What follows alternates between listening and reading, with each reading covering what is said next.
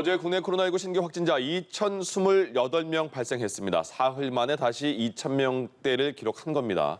자, 주 중반 들어서 개천절 연휴 여파가 본격적으로 나타나는 모습을 보이고 있는 상황입니다. 네, 백신 접종은 속도를 내고 있지만 접종을 완료한 후에 감염되는 돌파 감염 비중이 20%대로 늘어나 우려가 커지고 있기도 한데요. 관련 내용들 이영민 세브란스 병원 진단검사의학과 교수와 함께 짚어보도록 하겠습니다. 네, 어서 오십시오. 안녕하십니까. 예, 네. 다시 2,000명대 위로 올라섰습니다. 그 연휴 여파가 있느냐 없느냐 이런 말도 나오고 있고요. 지금 상황 어떤 거죠? 네, 맞습니다. 연휴 여파가 아무래도 있는 것 같고요. 저희가 보통 이 코로나19 확진자 숫자가 제일 많이 나오는 요일이 이제 화요일인데 네. 저희가 이제 월요일이 휴일인 경우에는 보통 이제 수요일 날 가장 많이 나오게 됩니다. 그게 이제 지금까지 패턴이었었는데 예. 그렇게 놓고 봤을 때 분명히 어저께 나온 확진자 이제 국내 확진자만 2,028명이 나왔는데 이거는 현재 코로나19 확진자 전체를 이제 반영하지 못하는 숫자일 수도 있거든요. 그래서 그것까지 저희가 감안을 해서 현재 코로나19 상황을 파악을 하려면 오늘 확진자 숫자를 예. 이제 내일 봐야지. 발표되는. 예, 맞습니다. 예. 그거까지 이제 봐야지 저희가 어느 정도 명확한 파악이 가능할 것 같은데요.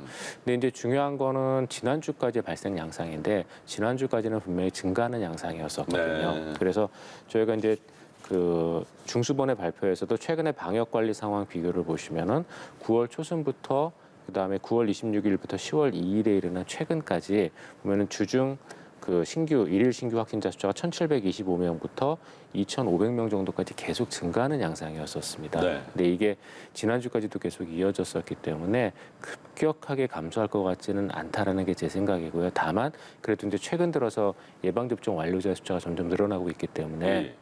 그 영향 때문에 아주 폭발적으로 증가하지는 않겠지만 아마도 지난주까지의 그 나오는 추세 정도까지는 이번 주까지는 이어지지 않을까라는 게 제 생각입니다.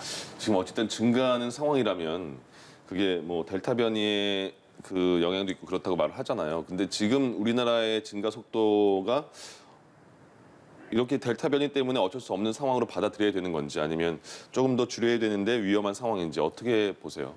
근데 이제 우리나라가 확진자 숫자가 분명히 최근 들어 많이 늘어났던 거는 사실이거든요. 경험하지 못했던 3,000명대 확진자 숫자도 나오고 했었는데 네.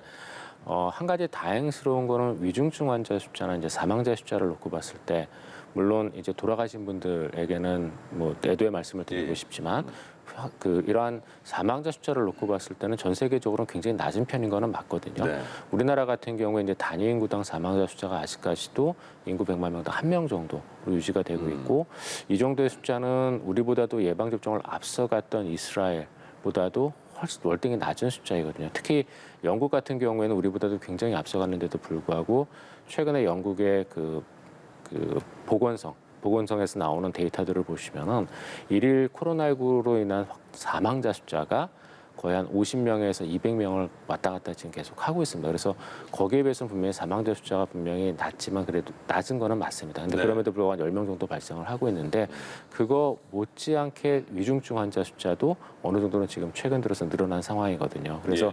제가 위중증 환자가 이제 7월 달부터 4차 대유행이 시작을 하면서 거의 한 400명 정도까지 올라갔다가 다시 이제 예방 접종률이 올라가면서 300명 초반까지 떨어졌었거든요. 네. 근데 지금은 다시 한 350명 정도까지 올라갔습니다. 근데 이제 이게 앞으로 얼마나 올라가냐가 사실은 중요한 상황이 될 거거든요. 그래서 이 코로나19 상황이라는 게 확진자 숫자 지금 뭐 그동안 많은 분들이 이제는 예방 접종률이 올라가면서 위중증 환자나 이런 숫자, 사망자 숫자로 바뀌어야 되는 거 아니냐라는 말씀을 주셨는데 우리도 이제는 이런 부분들을 조금 눈여겨서 볼 때가 됐다고 생각을 합니다. 예. 네. 잠시 조금 전에 들어온 속보 내용 전해드리겠습니다. 고위공직자범죄수사처가 윤석열 전 검찰총장 관련 고발사주 의혹 수사와 관련해서 국민의힘 정점식 의원의 사무실 압수수색에 들어갔다는 소식입니다. 공수처는 오늘 오전 9시 50분쯤 여의도 국회의원회관의 정점식 의원실에 검사와 수사관 9명을 보내서 현재 압수수색을 진행 중인데요. 지난해 당 법률지원단장을 맡았던 정 의원 고발장 초안에 당무감사실에 전달을 했고 당무감사실은 이를 고발을 담당한 조상규 변호사에게 건넨 것으로 알려졌습니다. 앞서 공수처는 지난달 10일 핵심 당사자로 거론되는 국민의힘 김웅 의원의 의원식을 압수수색한 바 있기도 합니다. 네. 계속 여쭤보면요. 최근에 보면 마포구 시장에서 46명이 감염이 됐고 그리고 도봉구 요양병원에서 한 40명 정도가 감염이 됐어요. 그러니까 이거 그러면 전통시장, 요양병원 추석 때 많이 사람들 갔던 데 아니냐. 그럼 추석 때 모였던 그 여파가 지금 나오는 거 아니냐. 이렇게 생각하는 분도 계시더라고요. 맞는 걸까요? 어느 정도는 저는 영향이 있다고 생각을 하는데요. 왜 그러냐면 이제 최근에 그 감염 발생 현황을 보시면은 개인 간의 접촉이 한 51% 정도, 그다음에 감염 경로를 모르는 게 거의 뭐 한 37% 정도 됩니다. 그래서 네. 그게 차지하는 비중이 80%가 넘고, 그 다음에 이제 집단 감염이 대략 한 10에서 한 15% 정도 되는데, 그 10에서 15% 정도의 집단 감염을 보시면은 이제 말씀 주셨던 것처럼 전통시장이 일부가 있고, 그 다음에 이제 그 어저께 나왔었던 도봉구 요양병원 관련 감염들, 며칠 전에 나왔었던 이게 지금 이제 39명까지 나왔는데요. 네.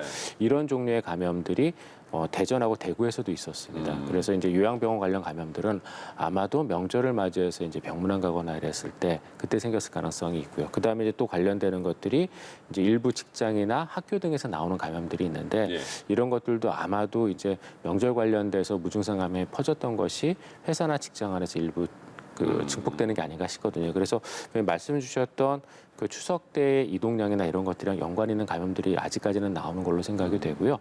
이런 부분들을 저희가 앞으로 어떻게 좀 줄이느냐가 좀 중요할 것 같습니다. 예.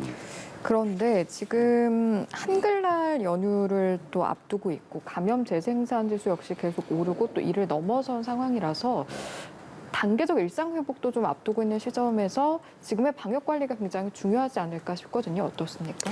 네, 맞습니다. 이제 방역 관리가 분명히 중요한 부분들이 있습니다. 말씀드렸던 것처럼 우리가 이제 예방 접종을 많이 진행을 하면서 분명히 환자 늘어난 폭에 비해서 위중증 환자의 증가는 조금 예전보다 못하긴 하거든요. 네. 분명히 3,000명대 넘는 환자들이 나왔으면 위중증 환자 400명이 넘어가서 500명 가깝게 나왔었어야 되는데 지금 한 350명 정도의 위중증 환자가 있습니다. 물론 이 3,000명이 넘는 확진자 발생의 여파는 아직까지는 1, 2주는 기다려봐야 됩니다. 왜냐하면 코로나19 감염됐다고 바로바로 위중증으로 가는 게 아니기 때문에 저희가 지난주, 지지난주에 있었던 코로나19의 굉장히 급격한 확산세에 대한 위중증 환자의 증가는 이번 주나 다음 주 정도까지 기다려봐야지 알 수 있긴 하거든요. 근데 그럼에도 불구하고 분명히 어느 정도 위중증 환자가 예전에 비해서 줄어든 거는 맞거든요. 그래서 이런 것들을 놓고 봤을 때 분명히 단계 회복을, 그러니까 일상 회복을 위한 어떤 단계적 인 것들에는 어느 정도 한 발 다가갔다고 생각은 되는데 문제는 그럼에도 불구하고 이런 것들을 보기 위한 또 돌보기 위한 여러 가지 의료 자원의 소모나 이런 것들은 계속되고 있거든요. 예. 그렇기 때문에 이게 계속될수록 말씀드렸지만 분명히 코로나19에 대한 대응 자체는 더 어려워질 수밖에 없거든요. 그래서 제 생각에는 이제 그 코로나19에 대한 예방 접종이 어느 정도 완료될 때까지는 저희가 계속 준비할 필요는 있고요. 또 그렇게 또 그런 것들이 필요한 이유가 많은 외국 데이터에서도 얘기를 하고 있지만 일단은 코로나19 예방 접종은 1차만으로는 보호 효과가 많이 떨어집니다. 네. 뭐 30에서 60% 정도 얘기를 하기도 하고요. 그래서 2차까지 완료를 해야 되고 그것도 2차를 맞고 2주 뒤여야 되거든요. 예. 그렇게 놓고 보게 되면은 지금 예방 접종 열심히 지금 하고 있는데 2차를 이게 어느 정도 마무리되는 시점이 10월 말. 그러면 그러한 효과들이 최대한 나타나는 게 11월 초순에서 중순 정도는 지나야 되거든요. 네. 그럼 그때까지는 저희가 조금 어느 정도는 조심할 필요가 있는 거고요. 그리고 또 그런 것들을 또 대규모 데이터로 보여주는 게 또 이스라엘 데이터거든요. 예. 이스라엘 같은 경우 우리보다 예방 접종률이 굉장히 높음에도 불구하고 지금 이스라엘에서 발생하고 있는 확진자 숫자나 위중증 환자 숫자를 보면은 분명히 우리가 예방 접종이 어느 정도 진행됐다고 안심할 거는 아니고 그리고 그런 확진자나 위중증 환자의 거의 대부분이 예방 접종 미접종자이기도 하지만 부분 접종자들도 그 안에 들어가 있거든요. 네. 그래서 지금 부분 접종하신 분들도 아직 완전한 면역력을 갖고 있는 건 아니기 때문에 거기에 대한 주의는 앞으로 한 10월, 11월 중순 정도까지는 좀 필요한 상황이다라고 보시면 될 것 같습니다. 지금 우리나라 1차 접종률이 77.5%입니다. 2차까지 완료된 분들 54.5%예요. 말씀하신 대로 2차까지 완료되고 2주가 지나야지 효과가 있다 이렇게 말씀하신 거잖아요. 근데 1차가 77, 2차가 55% 정도 되는데 1차 맞으신 분은 거의 다 2차 맞는다고 생각해야 되는 거 아닐까요?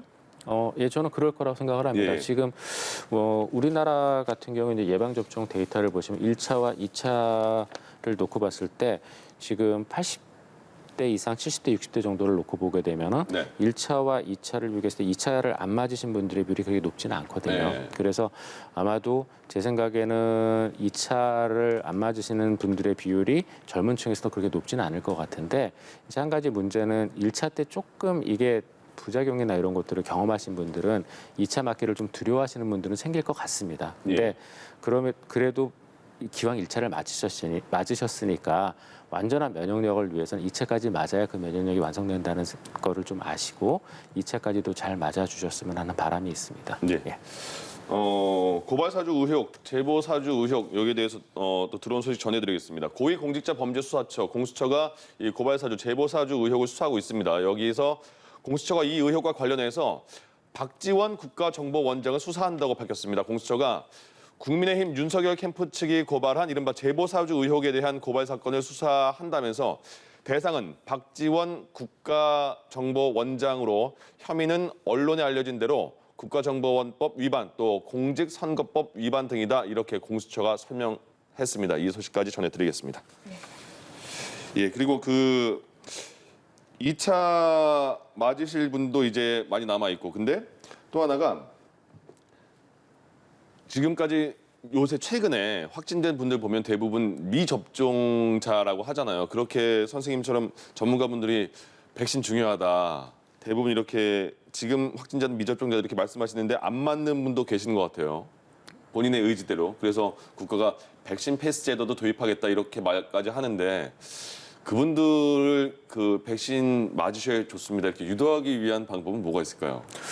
이제 말씀하신 것처럼 이제 지금 미접종자가 앞으로의 큰 이제 가장 큰 리스크가 될 것 같은데요. 네.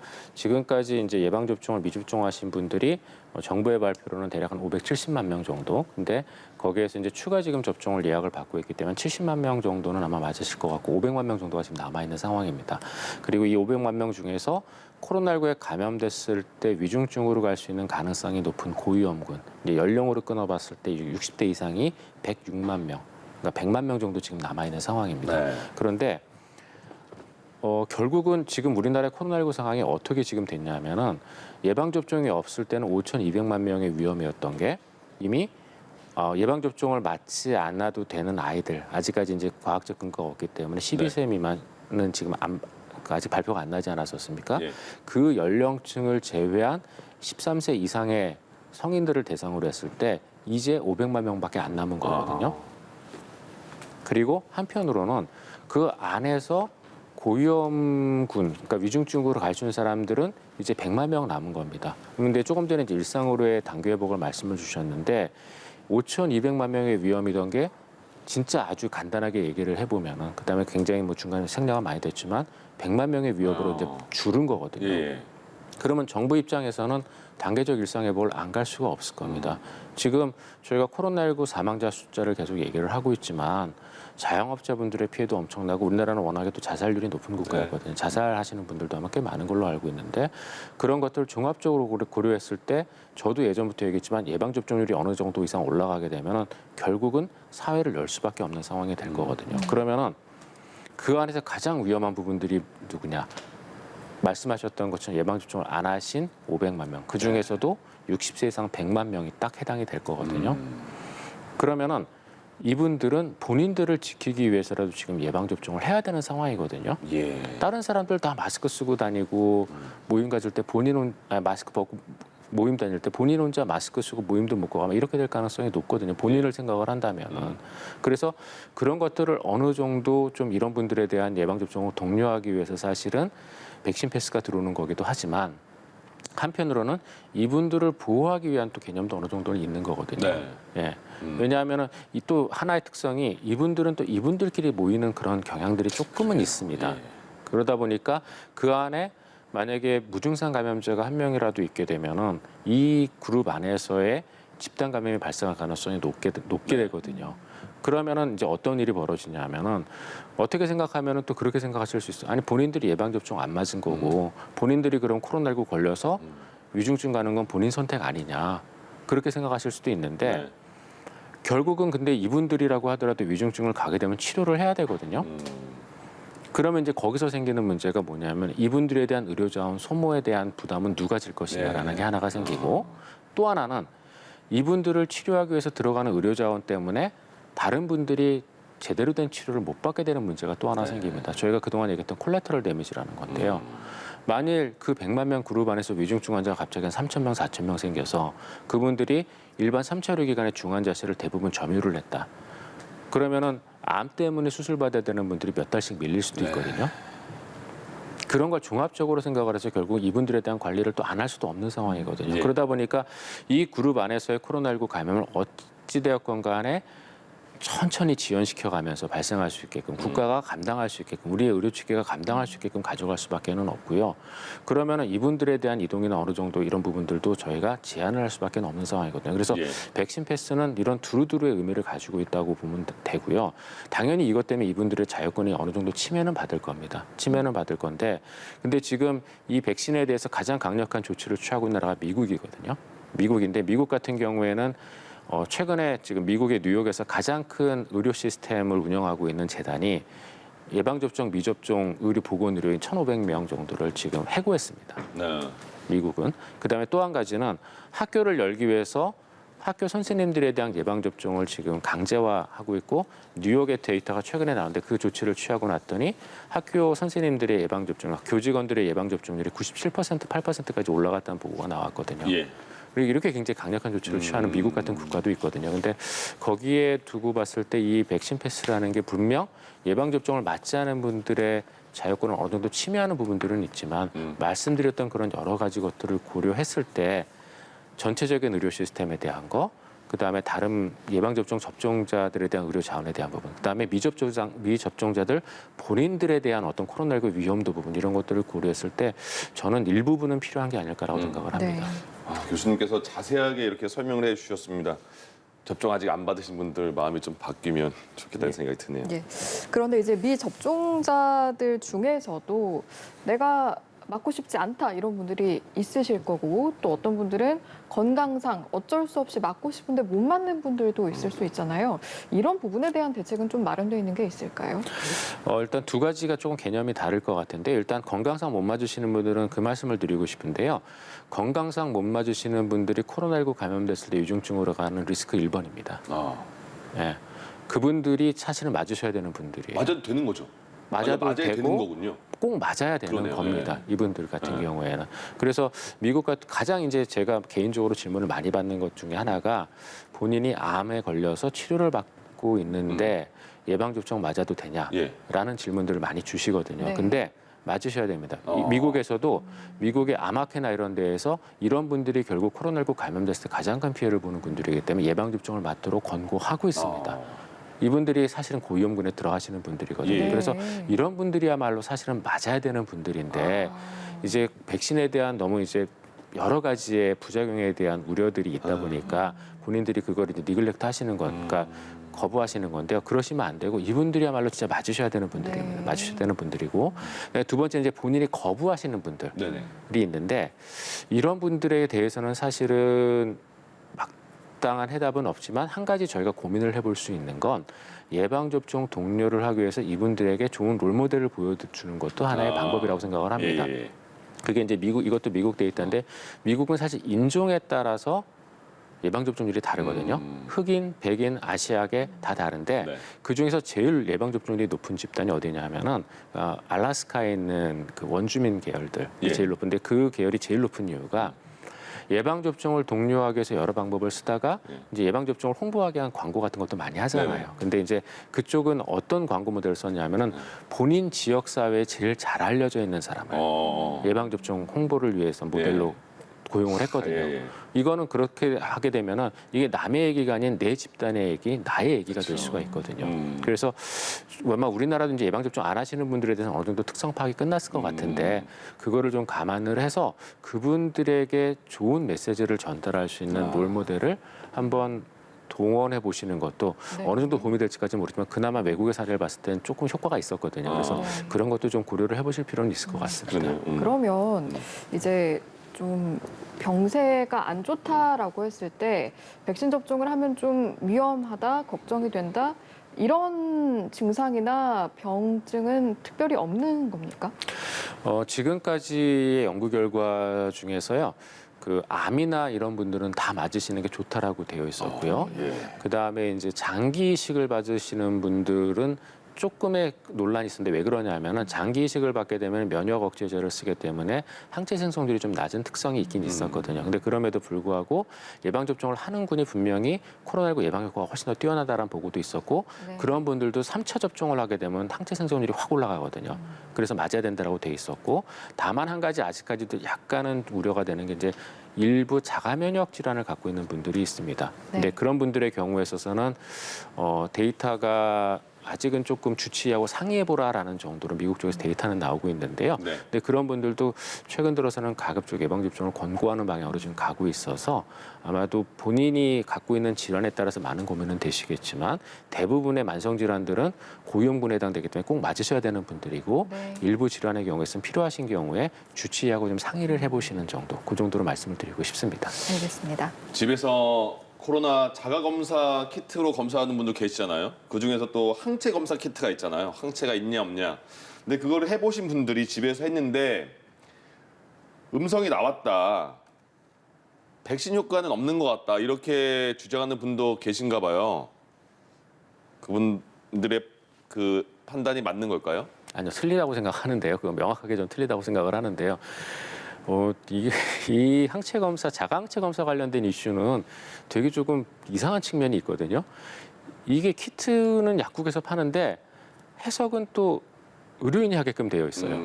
그러니까 이게 본인이 집에서 하고 본인이 보시면 안 돼요. 네. 이거를 들고 의사를 찾아가야 되거든요. 아, 그래요? 검사를 하고 지금 이렇게 되게 이상한 키트가 나와버렸는데요. 그럼 팔면 안 되는 거 아닙니까? 그러니까 그런데 또 허가 승인은 났으니까 이제 네. 파는 걸 또 뭐라고 할 수는 없거든요. 그런데 뭐 일단 그 부분은 제쳐두고 일단 이 키트는 대부분의 자가 키트는 편의성이 좋은 대신에 성능 자체는 떨어집니다. 예.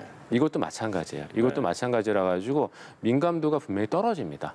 떨어지는데 그러다 보니까 이제 어떤 문제가 생기냐면은 사람 따라 사실은 면역 반응이 다 다르거든요. 생기는 항체 양도 다 다르고 그렇기 때문에 정상적으로 항체가 생겼을 때 이 키트로 음성이 나올 수가 분명히 있습니다. 그게 하나가 문제가 되고 두 번째는 그다음에 항체가 또 일부 안 생기시는 분들도 있어요. 그 아까 말씀드렸지만 본인이 뭐 암에 걸려갖고 면역 억제제, 뭐 항암제를 투여받는다거나 대부분의 항암제는 면역 시스템을 억제하는 효과가 있거든요. 네. 그다음에 또 뭐 그 장기 이식을 받아서 면역 억제제를 드시거나 이런 분들은 항체가 좀 덜 생깁니다 분명히. 그래서 네. 그런 경우도 있는데, 근데 문제는 항체가 안 생겨도 우리 몸의 면역 체계는 크게 두 가지로 나뉘어지거든요. 항체 면역 체계가 있고 세포 면역 체계가 있는데 세포 면역 체계는 아마 제대로 그 코로나19에 대한 정보를 정확하게 인식하고 있을 겁니다. 그러면은 예. 그런 것들이 결국 위중증으로 가는 걸 막아주거든요.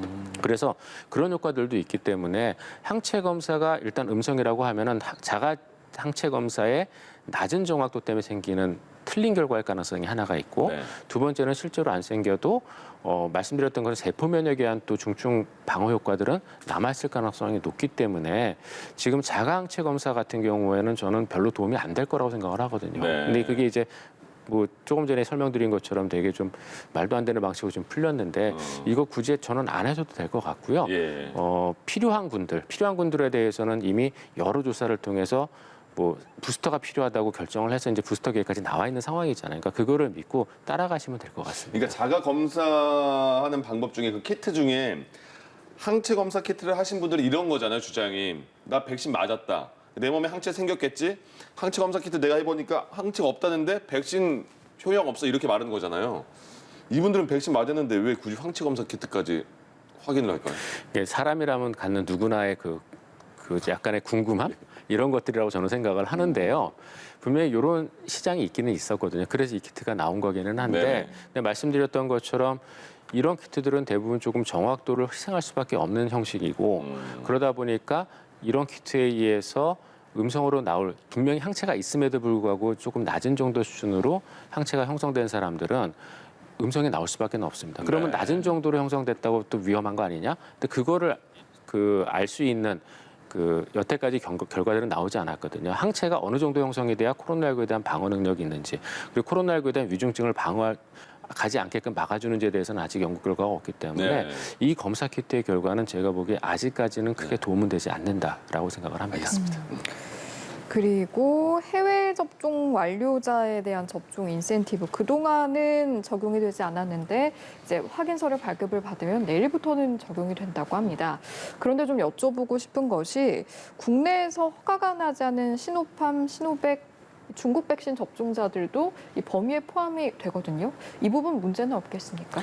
예, 조금 고민스러운 부분인데요. 왜냐하면 이제 시노팜이랑 시노백은 전 세계적으로 이제 많은 국가들에서 접종을 하기는 했지만 시노팜과 시노백의 효과에 대해서는 그동안 계속 의문이 있어 왔거든요. 예. 근데 이제 정부 입장에서는 분명히 어쩔 수 없었던 게 이게 WHO가 인정한 백신이다 보니까 이거를 아마 거부하기 어려운 측면은 있었을 거라고 생각을 합니다. 네. 생각을 하는데 근데 중요한 거는 이 백신이 어느 정도 효과가 있느냐가 앞으로 조금 더 근거가 나왔으면 저는 좋겠다고 생각을 하고요. 예. 그다음에 이제 그 근거들이 주로 이제 이 시노팜 시노백이 동남아시아 국가들이랑 남미 국가들에서 주로 많이 접종이 됐거든요. 근데 남미 국가들 같은 경우에 처음에 시노팜 시노백이 예상했던 것보다 그렇게 효과가 좋지 않은 걸로 사실은 나왔었습니다. 근데 이제 최근 들어 데이터를 보면은 이제서 이제 예방 접종률이 아주 많이 올라가니까 효과가 어느 정도 나오는 것처럼 보이기는 하는데요. 예. 근데 이런 부분들에서 저희가 조금 더 이제 데이터를 봐야지 앞으로 될 것 같습니다. 근데 아마 정부 입장에서는 WHO 인정한 거를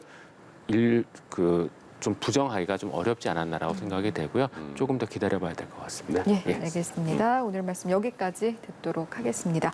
지금까지 이영민 세브란스 병원 진단검사의학과 교수와 이 시간 함께했습니다. 고맙습니다. 고맙습니다. 예.